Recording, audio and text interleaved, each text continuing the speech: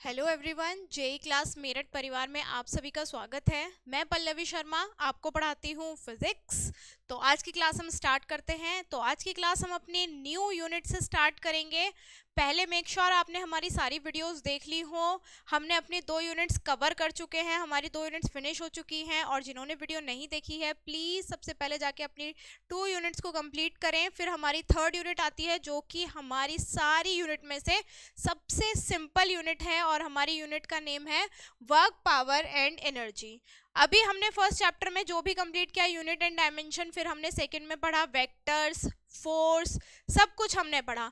तो अब ये जो हमारी 3rd यूनिट आती है यानी कि वर्क, पावर और एनर्जी, तो अब जो हमने अपने सेकेंड यूनिट में फोर्स कंप्लीट किया था, हमने उसमें बता दिया था कि भाई ये फोर्स होता है सर्कुलर मोशन में, सेंट्रीपिटल फोर्स वर्क करता है।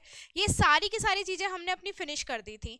लेकिन अब ये जो नेक्स्ट आपका टॉपिक आता है that is work, power and energy, तो वो फोर्स से एक आगे का एक लेवल है। जैसे सपोज करो अगर मैंने किसी बॉडी पर एक फोर्स लगाया, वो इधर से इधर मूव कर गई, जैसे इफेक्ट ऑफ फोर्सेस मैंने आपको बताए थे।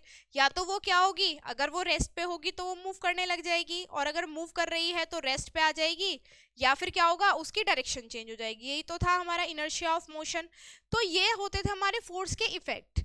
लेकिन अब उस फोर्स की वजह से उस बॉडी में क्या आई, एनर्जी, और उस बॉडी ने क्या किया, कुछ काम किया यानी कि वर्क किया। तो वो अब हम इस चैप्टर में पढ़ने वाले हैं। यानी कि फोर्स को लगाने के लिए एक एनर्जी चाहिए, और इस एनर्जी को ही हम क्या बोल देते हैं, हमने काम किया है यानी कि वर्क किया है। तो यही सब चीजें डिफाइन हो जाती है हमारी, वर्क वगैरह क्या कैसे कैसे होते हैं। तो इस पूरे के पूरे चैप्टर में थोरोली हम यही रीड करेंगे, वर्क, एनर्जी और पावर। यानी कि काम कितना हम कर रहे हैं, उस काम में हमारी किसी भी काम को करने के लिए हमारी एनर्जी की रिक्वायरमेंट होती है, और एनर्जी के साथ साथ हमारी पावर भी लगती है, यानी कि ठीक है, यानी कि सामर्थ्य, हमारी सामर्थ्य कितनी है। तो इसी सारे के सारे चैप्टर्स में हम स्टडी करेंगे वर्क क्या होता है, पावर क्या होती है और एनर्जी क्या होती है। तो सबसे पहले हम अपना टॉपिक ले लेते हैं हमारा वर्क यानी कि कार्य। कार्य क्या, हाँ, क्या कहते हैं हम इसको,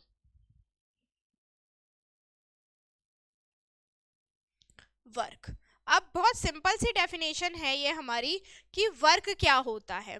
वर्क जैसे मैं अगर आपको सिंपली छोटा सा एक्सप्लेनेशन दूं, तो वर्क हमारा कुछ नहीं होता। जैसे सपोज करो यहाँ पर एक ये ऑब्जेक्ट है, यहाँ पर क्या हुआ, ये एक ऑब्जेक्ट था, ठीक है, इसे इस डायरेक्शन में फोर्स लगाया, ठीक है, और वो अब ऑब्जेक्ट हमारा इस डायरेक्शन यहाँ पर वो पहुंच गया, ठीक है, यानी कि इस डायरेक्शन में यहाँ पर पहुंच गया।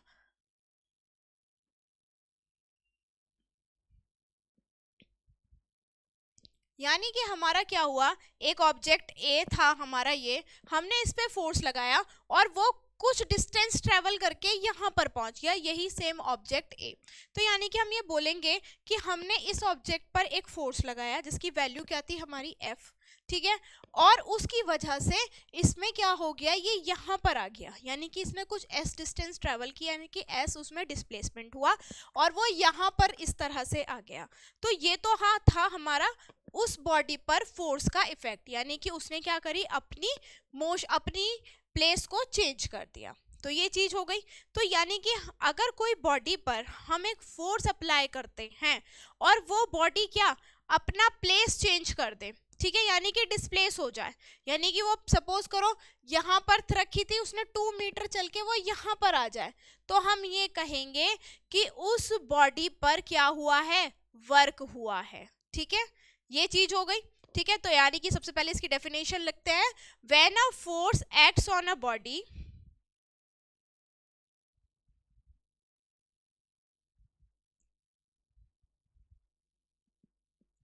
ठीक है, जब एक फोर्स हमारा बॉडी पर एक्ट करता है and the body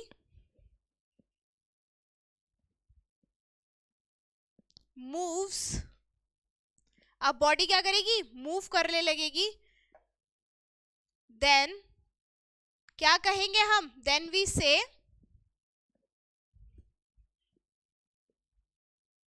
work is done,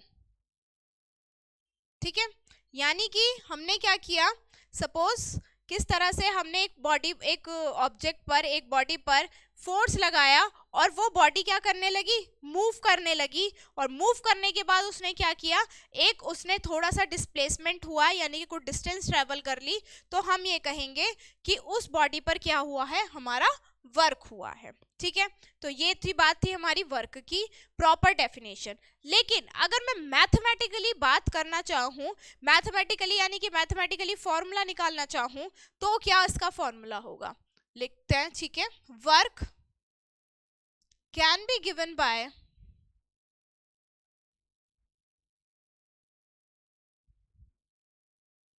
product of force and the displacement। यानी कि हम क्या कहेंगे, वर्क क्या है हमारा, प्रोडक्ट है किसका, फोर्स का और डिस्प्लेसमेंट का।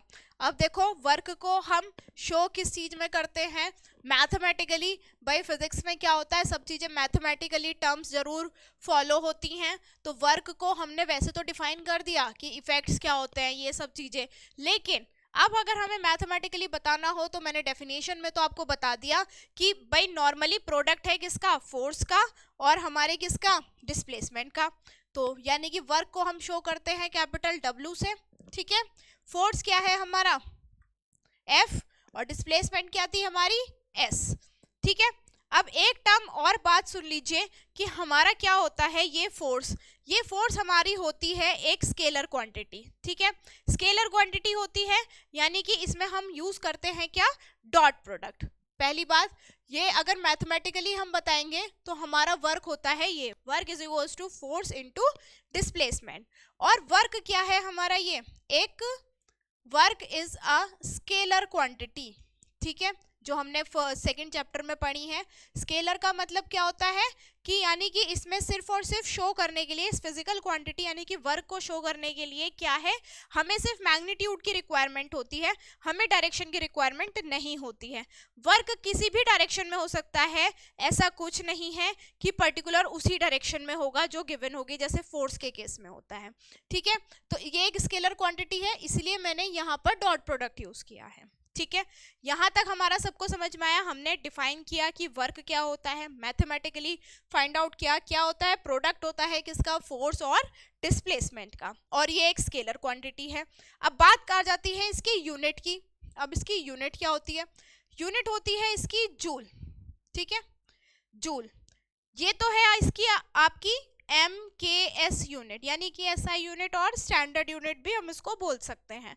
और एक और इसकी यूनिट होती है, वो होती है अर्ग, जो कि है हमारी क्या, CGS यूनिट, यानी कि इसकी स्मॉल टर्म्स में यूनिट होती है। तो कहीं पर भी बिल्कुल भी कंफ्यूज मत होना कि ये अर्ग कहाँ से आ गया, ये अर्ग किसकी यूनिट है। अर्ग भी हमारी किसकी, वर्क की ही यूनिट होती है, लेकिन ये CGS यूनिट होती है, यानी कि स्मॉल यूनिट होती है। बट जब भी अगर क्वेश्चन में आएगा कि अगर आपको वर्क की वैल्यू अर्ग में दे रखी है, तो आपको you have to convert it into the joule. Why, क्योंकि ये MKS यूनिट नहीं है। और आपको फिजिक्स में मैंने चैप्टर स्टार्ट होने से पहले ही सबसे पहले बताया था, every unit should be in MKS। तो इसीलिए हम क्या करेंगे, इसको कन्वर्ट करेंगे। अब कन्वर्ट करने के लिए हमें पता होना चाहिए, हमने फर्स्ट चैप्टर में पढ़ा था जूल को अर्ग में कन्वर्ट करना। तो हमारा होता है, इसको रिमाइंड कर लेते हैं, 1 जूल इज इक्वल्स टू 10⁻7 अर्ग। ठीक है, ये आपको कन्वर्ट करना पड़ेगा। अगर आपको अर्ग में दे रखा होगा क्वेश्चन, तो आपको सबको कंप्लीटली कन्वर्ट करना पड़ेगा जूल में। तो ये बात थी हमारी किसकी, वर्क की, कि भाई ये वर्क क्या होता है, वर्क को डिफाइन कैसे करते हैं, वर्क की वैल्यू क्या होती है, वर्क की यूनिट क्या होती है, CGS unit, MKS unit. Simple है बहुत, छोटी सी डेफिनेशन थी, छोटा सा फॉर्मूला था।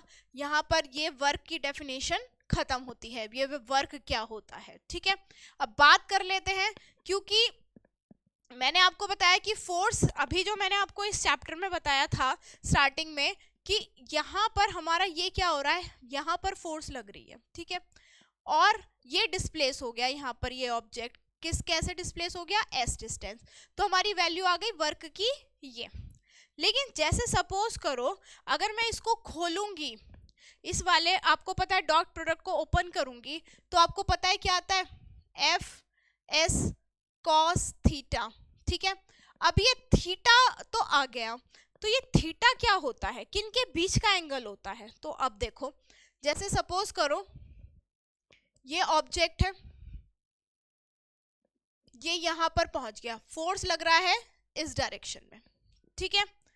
तो अब आपको पता है फोर्स परपेंडिकुलरली, तो फोर्स हमारा किस में नहीं लग रहा, तो ये थीटा जो एंगल होता है ये होता है angle between the displacement and the force. अब ये थीटा क्या होता है, theta it is the angle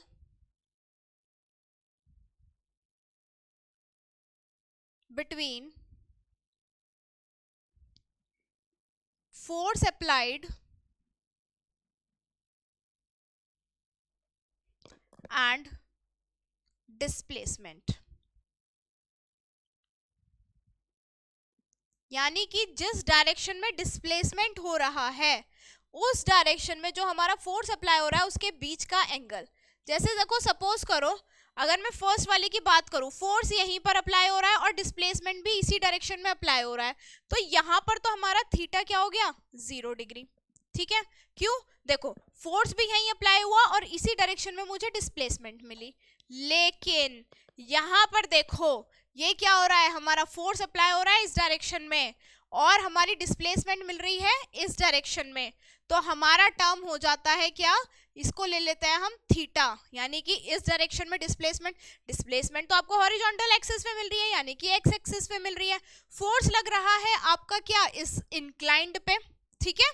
तो यानी कि इस तरह से हमें चाहिए एंगल बिटवीन किसका, ये किसके बीच का एंगल है हमारा, डिस्प्लेसमेंट और फोर्स के बीच का। अगर मैं इसको कन्वर्ट करूं किस में, तो ये तो हो जाएगा एफ कॉस थीटा और ये परपेंडिकुलरली हो जाएगा हमारा एफ साइन थीटा, ठीक है। तो इसीलिए हमारा एफ कॉस थीटा लेते हैं हम, क्योंकि हमारा एंगल होना चाहिए किसके बीच का, हमारा एंगल होता है ये किसका, आपकी डिस्प्लेसमेंट और जो फोर्स अप्लाई कर रहे हैं उसके बीच का ये एंगल होता है। तो यहाँ तक ये चीज समझ में आई। अगर आप सिंपली फोर्स लगा रहे हैं उसी डायरेक्शन में आपको डिस्प्लेसमेंट मिल रही है, तो आपका क्या होगा, ये सिंपल हमारा थीटा ले लेंगे और थीटा क्या हो जाएगा हमारा, उन दोनों के बीच का एंगल, तब हमारा वैल्यू हो जाएगी work done F S cos theta.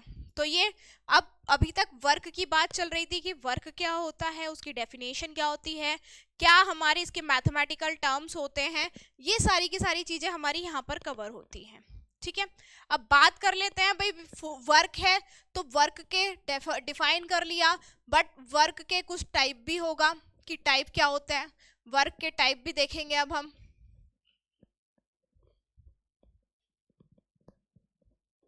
ठीक है, तो अब हमारा जो नेक्स्ट टॉपिक आता है वो आता है टाइप्स ऑफ वर्क। बहुत ही अच्छे से, बहुत ही अच्छे तरीके से पढ़ेंगे हम इसको कि क्या है ये हमारे टाइप्स ऑफ वर्क। देखो टाइप्स ऑफ वर्क यानी कि हमारे टाइप्स भी होते हैं वर्क के। फर्स्ट है आपका क्या, पॉजिटिव वर्क। अब आप ये कहोगे कि मैम ये वर्क भी पॉजिटिव नेगेटिव होते हैं। सेकंड है आपका नेगेटिव वर्क,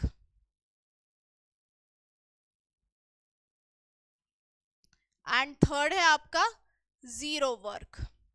और जीरो वर्क तो बहुत ही ज्यादा इंटरेस्टिंग है कि ये जीरो वर्क कहाँ से आया है, ठीक है।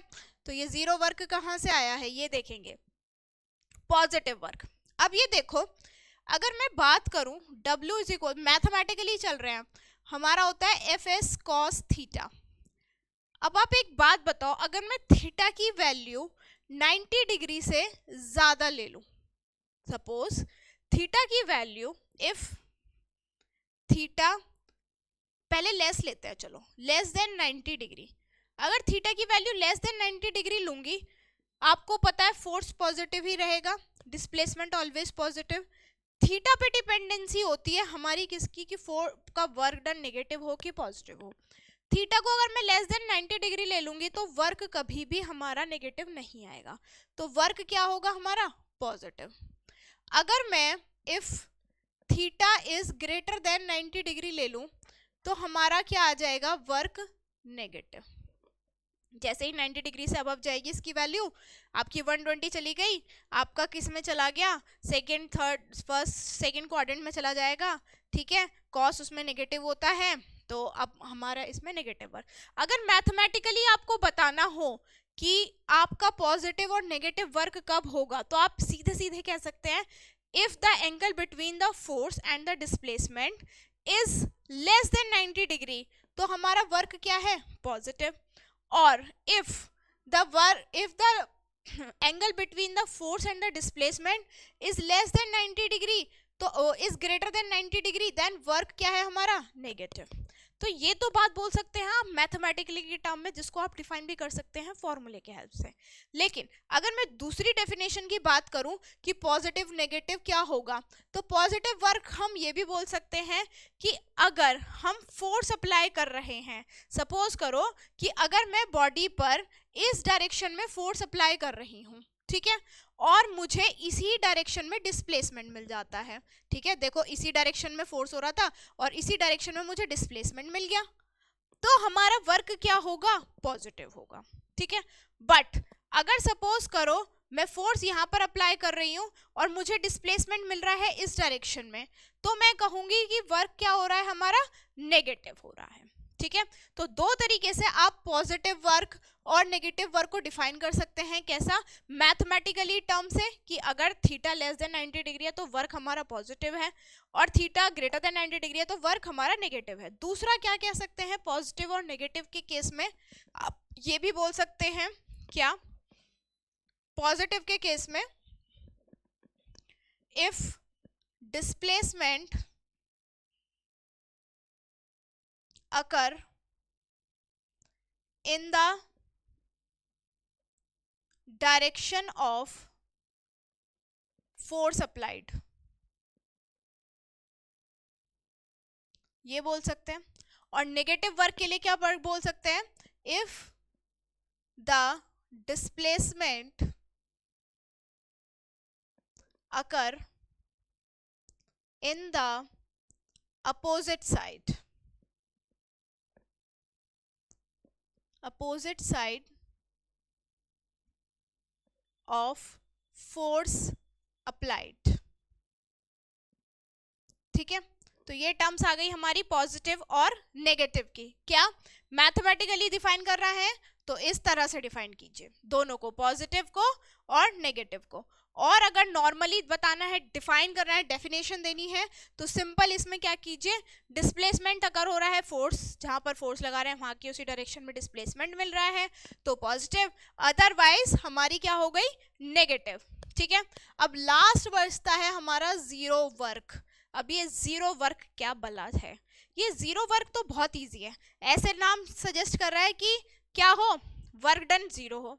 अब वर्क डन जीरो कब होगा, मैथमेटिकली अगर मैं बात करूं जीरो वर्क डन की, जीरो वर्क मैथमेटिकली अगर बात करूं तो W is equals to F dot S cos theta होती है।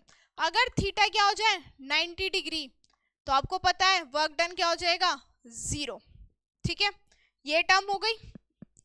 वर्क डन जीरो कब होगा, सिंपल, आप क्या करें, जो डिस्प्लेसमेंट और फोर्स के बीच का एंगल है उसको क्या कर दें, 90 डिग्री कर दें, सिंपल आपका हो जाएगा क्या, आपकी सिंपल हो जाएगी जीरो वर्क।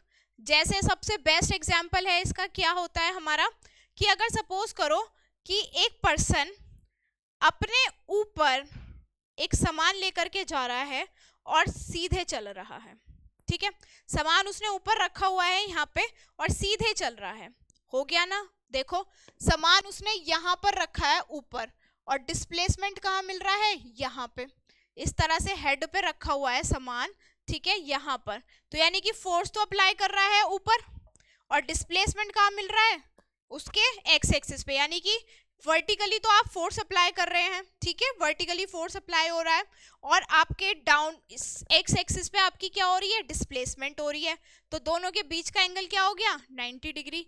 तो यानी कि अगर आप अपने ऊपर सामान रखते हैं, जैसे कुली रखता है, तो फिजिक्स की लैंग्वेज में उसको बोलते हैं उसने कुछ काम नहीं किया, यानी कि उसने कोई वर्क डन नहीं किया। अगर डिस्प्लेसमेंट और अप्लाइड फोर्स के बीच का एंगल क्या हो गया 0 डिग्री, तो फिजिक्स की लैंग्वेज में वो 0 है, चाहे उसने 2 किलोमीटर चलाओ, चाहे वो बेचारा काम कर करके बिल्कुल थक गया हो, ठीक है, चाहे उसने 2 किलोमीटर 4 किलोमीटर कितना ही चल जाए, फिजिक्स की लैंग्वेज में उसको बोलते हैं उसने कुछ काम नहीं किया, ठीक है, यानी निकम्मा है।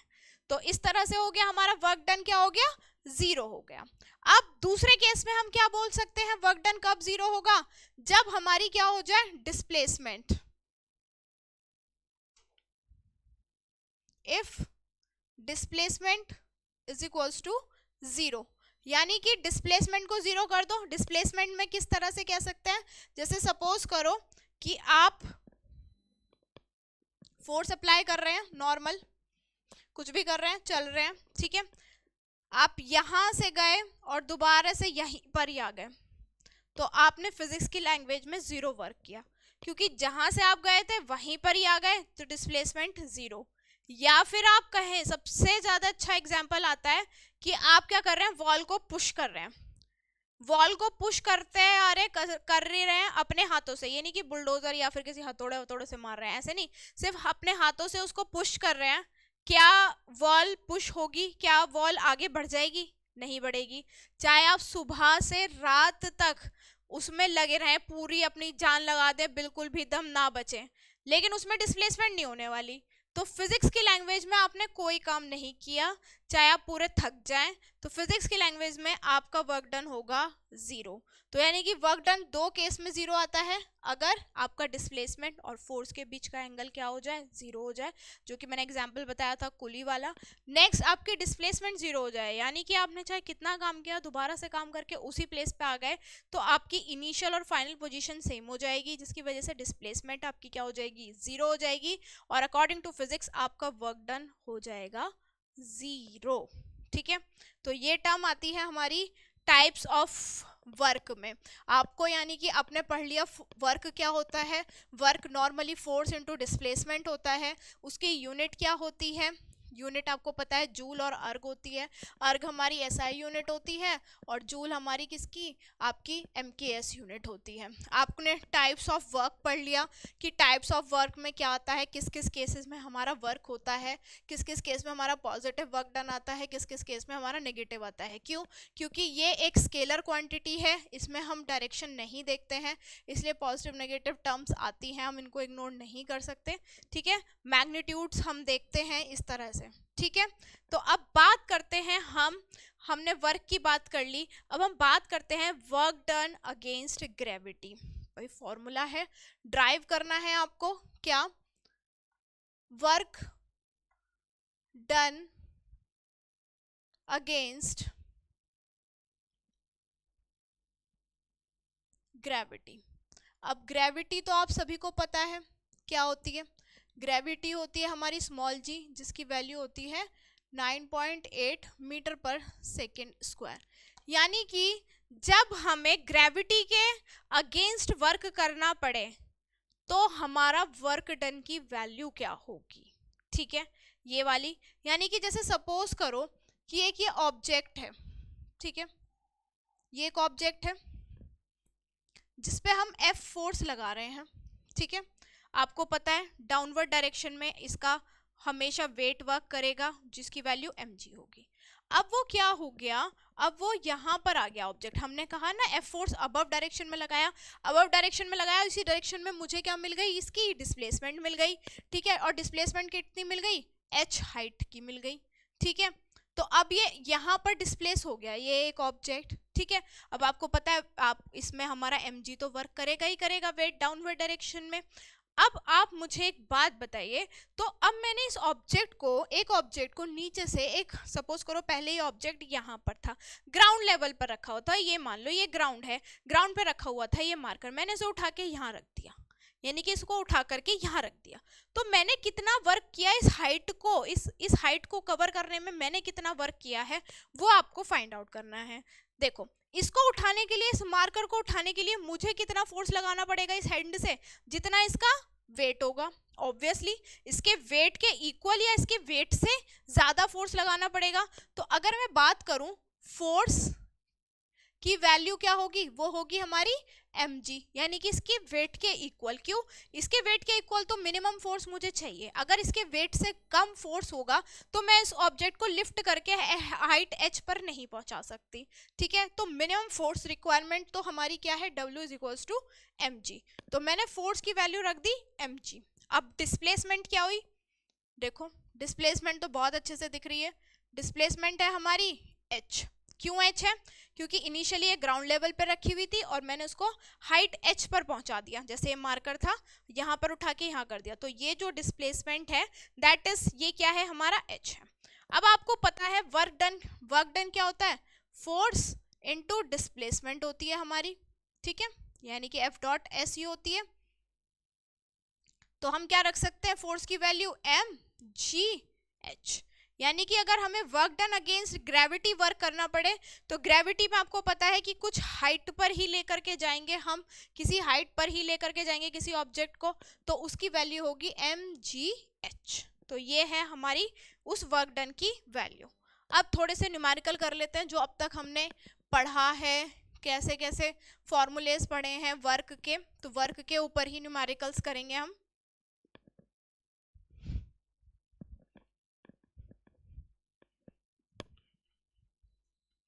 क्वेश्चन है, if an object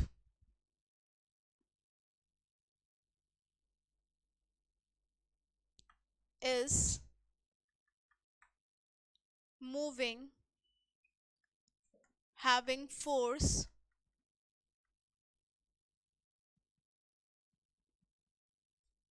16 Newton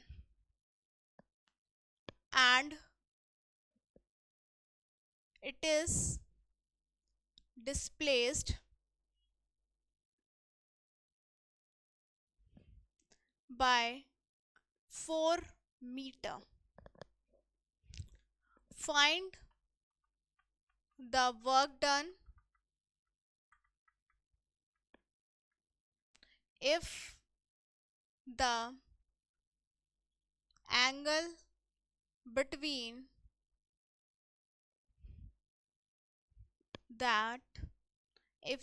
between force and displacement is 60 degree. तो ये वैल्यू आ गई हमारी। यानी कि क्या हुआ, एक ऑब्जेक्ट है जो कि उस पर क्या 16 न्यूटन का फोर्स लग रहा है और वो हमारा डिस्प्लेस हो गया है क्या 4 मीटर। जब ऑब्वियसली उस पर फोर्स लगेगा तो थोड़ा सा डिस्प्लेस्ड हो गया। फाइंड आउट करना है आपको वर्क डन, अगर डिस्प्लेसमेंट और फोर्स के बीच का एंगल आपको 60 डिग्री गिवन है। तो किस तरह से आपको बताया था formula, work done is equals to F S cos theta, क्योंकि जब एंगल की बात आ गई है तो आपको फॉर्मूला यूज करना पड़ेगा एफ एस कॉस थीटा। तो work done is equals to force क्या है 16, डिस्प्लेसमेंट आपको गिवन है 4 मीटर और कॉस 60 डिग्री। ठीक है, तो work done is equals to 16 into 4, cos 60 degree की वैल्यू 1/2, तो इस तरह से कैंसिल आउट होगी, तो वर्क डन आपका आएगा 32 जूल। ठीक है, बहुत सिंपल सा न्यूमेरिकल लिया था हमने कि ये 32 जूल आएगा। ठीक है, इस तरह से। और कभी कभी ना एक क्वेश्चन में, जैसे मैंने आपको यहाँ पर तो डिस्प्लेसमेंट इजीली 4 मीटर दे दिया, लेकिन यहाँ पर आपको इन टर्म्स ऑफ वेलोसिटी भी दे सकता है, इन टर्म्स ऑफ एक्सेलरेशन भी दे सकता है। फिर आप क्या करेंगे, जो मोशन की इक्वेशंस होती हैं उनसे आप क्या करेंगे, कैलकुलेट करेंगे अपना डिस्प्लेसमेंट। एक छोटा सा न्यूमेरिकल और करते हैं बिल्कुल एज इट इज। ठीक है, अगर आपको क्वेश्चन में, ये तो है हमारा जब हम इसमें यूज कर रहे हैं कोई डॉट प्रोडक्ट के फॉर्मूले यूज नहीं किया। जैसे सपोज करो अगर आपको क्वेश्चन में गिवन आ जाए कि if force can be given by 3i cap plus 6j cap plus 2k cap and displacement can be given by 2i cap minus 3j cap plus 6k cap. Find work. आपको work find out करना है, यानी कि आपको vectors के term में हमने क्या दे दिया है, वैल्यू दे दी है 3i cap plus 6j cap. आपको वर्क फाइंड आउट करना है। जब भी आपको ऐसे वेक्टर्स के फॉर्म में देगा तो आपको डॉट प्रोडक्ट यूज करना है, यानी कि W is equals to F dot S.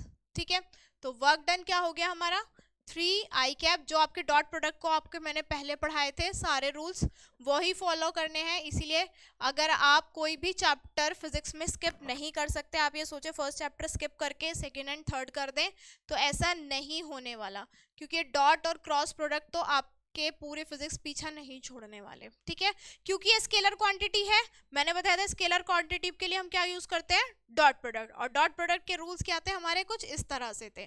तो अब मल्टीप्लाई करो, आई वाले सारे के सारे 1 आपको मैग्नीट्यूड देंगे, बाकी जे वाले आपको 0 मैग्नीट्यूड देंगे। ठीक है, तो किस तरह से हुआ हमारा 6 माइनस 18 प्लस 12, तो ये चीज आ गई 6 माइनस 18 एंड प्लस 12। तो वर्क डन क्या हो गया आपका 0, क्योंकि ये कैंसिल आउट हो जाएगा, ऐसे आएगा 18 माइनस 18, तो कैंसिल आउट, तो 0 वर्क डन हो गया। यहाँ पर तो 0 आ गया बाई चांस, लेकिन कहीं पर नहीं आएगा, तो सबको एडिशन सब्ट्रैक्शन करके इस तरह से आप फाइंड आउट करेंगे कि अपना वर्क डन। तो मैंने आपको नॉर्मल दोनों केस में वर्क डन निकालना सिखाया कि अगर आपको एंगल दे रखा है उनके बीच का तो फाइंड आउट करेंगे, कभी कभी आपको एंगल परपेंडिकुलर बोल सकता है डायरेक्ट, या फिर क्या बोल सकता है in the line. In the line का मतलब होता है कि आपको एंगल 0 डिग्री दे रखा है, यानी कि सेम है फोर्स और आपका डिस्प्लेसमेंट का। और कभी कभी आपको ऐसे वेक्टर्स की फॉर्म में भी तो कैलकुलेट करने के लिए दे सकता है। सो आई होप आज की क्लास आपको समझ में आई होगी। ऐसे ही हम आगे के इसके टॉपिक्स को कवर करेंगे, आप हमारे साथ कंटिन्यू रहिए, और आप हमारी किसी भी इम्पॉर्टेंट इन्फॉर्मेशन के लिए हमारे टेलीग्राम चैनल को ज्वाइन कर सकते हैं, और नीचे दिए गए नंबर को पर फ़ोन कॉल भी कर सकते हैं। और एक हमारी मोबाइल एप्लीकेशन है जो कि है जेई क्लासेस मेरठ के नाम से, आप उसे प्ले स्टोर से डाउनलोड कर सकते हैं। वहाँ पर सब कुछ अवेलेबल है, हमारे ऑनलाइन क्लासेस के शेड्यूल्स और हमारे जो क्लासेस चलती हैं उसके नोट्स, सब कुछ ईच एंड एवरीथिंग आपको वहाँ पर मिलेगा। So thank you so much, have a nice day to all of you.